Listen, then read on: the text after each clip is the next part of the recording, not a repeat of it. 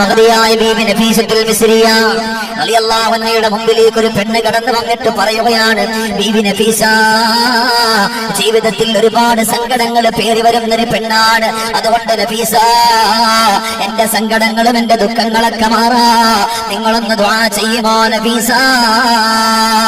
ഉടൻ തന്നെ മഹദിയായ നഫീസത്തുൽ മിസ്രിയ റളിയല്ലാഹു അൻഹ ഈ പെണ്ണിനോട് പറഞ്ഞു കൊടുത്ത എന്തെന്നറിയുമോ?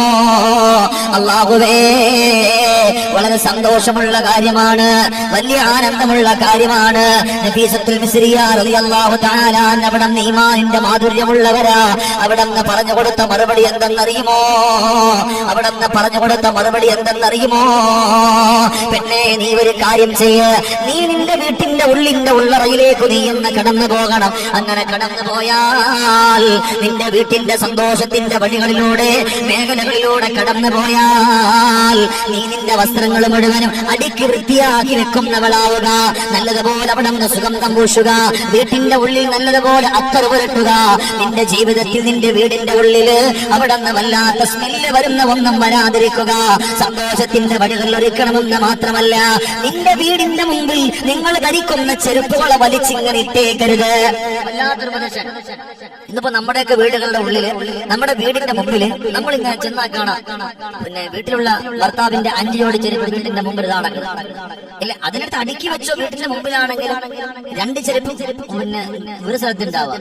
ഇല്ലെങ്കിൽ എന്താ ചെയ്യാൻ, 2 ചെണ്ടതാണെങ്കിൽ ചിലപ്പം ഭർത്താവിന് കണ്ണാണ ആളായിരിക്കും, 2 ചെരുപ്പായിരിക്കും. ഇവിടെ നിൽക്കൊണ്ട് പോകുമ്പോഴായിരിക്കും ആൾക്കാർ എനിക്ക് നല്ല അന്തസ്സുള്ള ആളാട്ടെ, കാരണം 2 ജോഡിയാണ് ഇല്ലേ നമ്മുടെ ഏതായാലും അള്ളാഹു നമ്മയൊക്കെ രക്ഷപ്പെടുത്തട്ടെ, അള്ളാഹു സന്തോഷവും സമാധാനവും കൊടുക്കട്ടെ.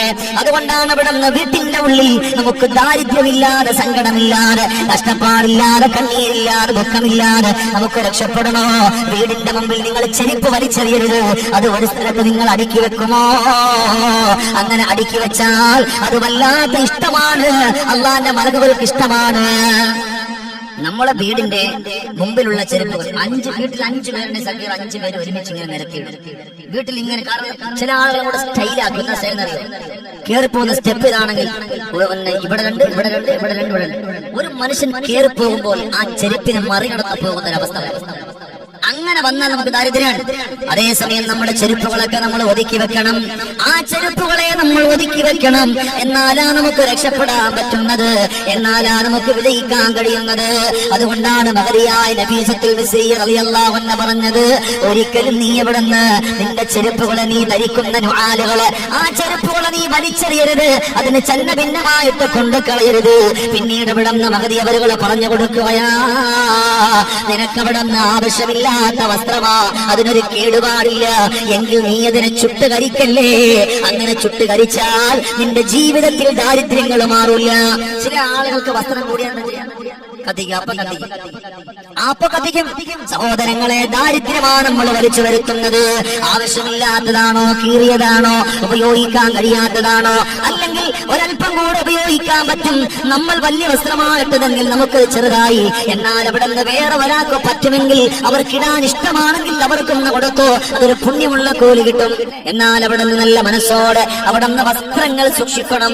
അല്ലാഹുവേ, ഏറ്റവും കൂടുതൽ നമ്മൾ ശ്രദ്ധിക്കേണ്ട ആരുടെ വസ്ത്രങ്ങളെന്നറിയുമോ? കൊച്ചുമക്കളുടെ വസ്ത്രങ്ങളാണ്, കുട്ടികളുടെ വസ്ത്രങ്ങളാണ്. 3 വയസ്സും 2 വയസ്സും 1 വയസ്സും 6 മാസവും പ്രായമുള്ള പ്രിയപ്പെട്ട പുന്നാര മക്കളുടെ വസ്ത്രങ്ങളുണ്ടല്ലോ, ആ വസ്ത്രങ്ങളെ ഒരിക്കലും നമ്മൾ വലിച്ചെറിയരുത്. ആ വസ്ത്രങ്ങൾ അങ്ങിങ്ങായിട്ട് കൂട്ടിയിടരുത്. ആ മക്കളെ വസ്ത്രമാണ് അടുക്കി വെക്കാനുള്ളത്. അതല്ല, ആ മക്കളുടെ വസ്ത്രങ്ങൾ വലിച്ചെറിഞ്ഞാൽ ആ മക്കൾക്ക് രോഗം വരാതെ കാരണമാണ്. ചില വീടുകൾ നമ്മൾ കാണും, അവിടെ 3 അപ്പുറത്ത് 3, പിന്നെ ഭർത്താവിന്റെ വസ്ത്രത്തിനുള്ള ഒരു 5. അത് പാടില്ല. അവരുടെ വസ്ത്രം ഒരു സ്ഥലത്ത് തന്നെ കൊണ്ടിടണം. അങ്ങനെ കൊണ്ടിടുമ്പോഴാണ് നമുക്ക് വിജയിക്കാൻ പറ്റുന്നത്. കൊച്ചുമക്കളുടെ വസ്ത്രമുണ്ടോ, അതിനെ വലിച്ചെറിയരുത്. പിന്നീട് അവിടെ നിന്ന് നഫീസത്തുൽ മിസ്രിയ റളിയല്ലാഹു അൻഹ പറഞ്ഞു കൊടുക്കുകയാണ്, മോളെ, നിന്റെ പൊന്നു മോൾ അവിടെ നിന്ന് മലവും മൂത്രമൊഴിക്കുന്നവളാണ്, അവിടെ നിന്ന് കൊച്ചുമക്കളും മലവും മൂത്രമൊഴിക്കുന്നവരാണ്. എന്നാൽ ആ പ്രിയപ്പെട്ട പുന്നാര മക്കള് അവര് മലമൂത്ര വിസർജനം ചെയ്തത് പല ഭാഗത്തായിട്ട് വലിച്ചെറിയരുത്. അതിന് നമ്മുടെ വീടിന്റെ ഉള്ളിൽ സൂക്ഷിക്കാതെ പുറത്തൊരു ഭാഗത്തേക്ക് നമ്മൾ കൊണ്ടുവെക്കുക. അല്ലെങ്കിൽ അതിനെ പെട്ടെന്ന് നമ്മൾ കഴുകി വൃത്തിയാക്കുക. നമ്മൾ കൊച്ചുമക്കളെ ആണെങ്കിൽ എല്ലാം കൂടെ കൂട്ടി ഒരു ബക്കറ്റ് ഇട്ട് മൂല കൊണ്ടിങ്ങനെ കാത്ത് എന്താ സ്വർണ്ണ കട്ടിയിട്ട് മാറി അല്ലെ, ഒന്നുകിൽ അതിനെ കഴുകി വൃത്തിയാക്കുക, അല്ലെങ്കിൽ വീടിന്റെ പുറത്ത് വെക്കുക. അള്ളാഹുവിന്റെ റഹ്മത്തിന്റെ മാലാകമാര് കടന്നു വരാൻ, അള്ളാഹുവിന്റെ റഹ്മത്തിന്റെ മാലാകമാര് കടന്നു വരാൻ അത് കാരണമാണെന്ന് പറയുമ്പോ എന്റെ പ്രിയമുള്ള സഹോദരങ്ങളെ, എന്റെ പ്രിയപ്പെട്ട പൊന്നുബന്ധന്മാരോട് പറയാണ്, നിങ്ങൾ അങ്ങനെ മക്കളെ നജസ്സായ വസ്ത്രമാണോ അത് എത്ര പെട്ടെന്ന് നിങ്ങൾ കഴുകിയിടുന്നു. കാരണം മറ്റുള്ള ജന്തുക്കൾ വന്ന് നിങ്ങളുടെ മക്കളുടെ ആ മലീമസമായ ആ വസ്ത്രത്തിൽ നിന്നും മലമോ മറ്റുള്ള എന്തെങ്കിലും കുത്തിപ്പറിക്കുന്നതിന് മുമ്പ് അല്ലാഹുവേ നിങ്ങൾ അതിനെ കഴുകി ശുദ്ധിയാക്കിയാൽ നിങ്ങളുടെ മക്കൾക്കാണ് അതിന്റെ പുണ്യം കിട്ടുന്നത്. മക്കളുടെ ജീവിതത്തിൽ അല്ലാഹു സുബ്ഹാനഹു വ തആല ആനന്ദം തരണമല്ലോ, സന്തോഷം തരണമല്ലോ, സ്വർഗത്തിന്റെ വിധിവിലക്കുകൾ അല്ലാഹു തആല തരണമല്ലോ. ആനുകൂല്യങ്ങൾ അല്ലാഹു നമുക്ക് തന്ന സന്തോഷത്തിന്റെ വഴികളിലൂടെ അല്ലാഹു നമ്മളെ കൊണ്ടുവരണമല്ലോ. അതുകൊണ്ടാണ് ഇവിടെ പറഞ്ഞു പോയത്, ഈമാനിന്റെ വെള്ളി വെളിച്ചം നമ്മുടെ ഖൽബിന്റെ ഉള്ളിൽ കൊണ്ടുവന്ന റബ്ബേ, ഞാൻ കാരണം എന്റെ മക്കൾക്കൊരു സങ്കടം വരാൻ പാടില്ല, ഒരു വിഷമം വരാൻ പാടില്ല, എന്റെ മക്കൾ ആരും ശപിക്കാൻ പാടില്ല. അല്ലാഹുവേ നമ്മൾ വൃത്തിയാക്കണം. ഒരു മനുഷ്യനെ കൊണ്ട് നമ്മളൊന്നും പറയിപ്പിക്കരുത്. അതാണ് നഫീസത്തുൽ മിസ്രിയ്യ റളിയല്ലാഹു തആല പറഞ്ഞു പോയത്. ഒരിക്കലും നിങ്ങളുടെ അല്ലാഹുവേ, ഒരിക്കലും നിങ്ങളുടെ പ്രിയപ്പെട്ട പുന്നാര മക്കളുടെ മലിനമായ വസ്ത്രം നിങ്ങളുടെ വീട്ടിന്റെ ഉള്ളിൽ നിങ്ങൾ കൂട്ടിയിടല്ലേ. അങ്ങനെ കൂട്ടിയിട്ടാ അത് പ്രിയപ്പെട്ട മക്കൾക്കത് രോഗമുണ്ടാകാൻ കാരണം